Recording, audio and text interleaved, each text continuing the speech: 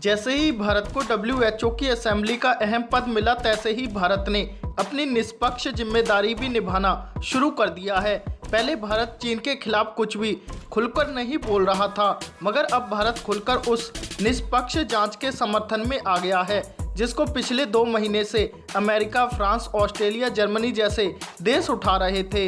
अब चीन जितनी मर्जी अपने बचाव में दलीलें दे ले, मगर अब उसका बचना नामुमकिन है। अब इस बात का खुलासा होकर रहेगा कि आखिर कोरोना का सच क्या है।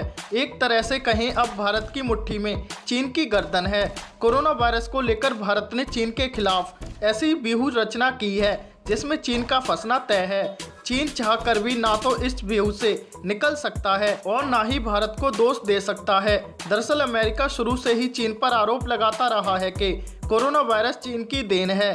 अमेरिका ने तो इसे वुहान वायरस का नाम भी दे दिया था। G20 शिखर वीडियो कॉन्फ्रेंसिंग में भारत ने सभी को नसीहत देते हुए कहा था कि आरोप प्रत्यारोप छोड़कर कोरोना से मिलकर संघर्ष किया जाए और सफलता हासिल की जाए। इस समय अमेरिका कोरोना वायरस का सबसे बड़ा शिकार है। अमेरिका ने कोरोना वायरस की स्वतंत्र जांच की मांग की है। अब यही मांग दुनिया के 62 देशों ने की है। इन 62 देशों में रूस भी शामिल है, जो अभी तक चीन के पक्ष में खड़ा दिखाई दे रहा था। बता दें, अब भारत ने भी कोरोना वायरस की स्वतंत्र जांच के प्रस्ताव का समर्थन किया है।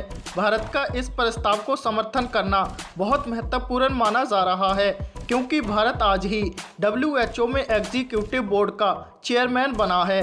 माना ये भी जा रहा है कि ये प्रस्ताव पास होना तय है। गौरतलब है कि कोरोना की शुरुआत चीन के वुहान शहर से हुई। शुरुआत में चीन ने इस वायरस के मामलों को छिपाया।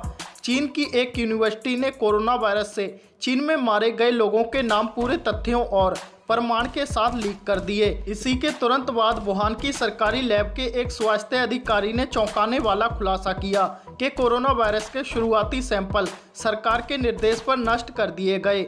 जानकारी छिपाने का कारण ये हुआ कि धीरे धीरे कोरोना पूरी दुनिया में फैल गया और आज हालात ये हैं कि 3 लाख से ज़्यादा लोग मारे जा चुके हैं। इसी कारण चीन की जवाबदेही तय करने की मांग दुनिया के कई देशों ने उठाई। अब चीन पर शिकंजा कसने की शुरुआत हो गई है। वहीं चीन का बचाव करने वाले वर्ल्ड हेल्थ ऑर्गेनाइजेशन की भूमिका भी तय होगी। भारत समेत दुनिया के 62 देशों ने कोरोना पर एक स्वतंत्र जांच की मांग की है। वर्ल्ड हेल्थ असेंबली में यूरोपियन यूनियन की ओर से ये प्रस्ताव पेश किया जाएगा। इसमें डिमांड की गई है कि कोविड-19 को लेकर WHO के नेतृत्व में इंटरनेशनल हेल्थ रिस्पॉन्स की निष्पक्ष, स्वतंत्र और विस्तृत जांच हो।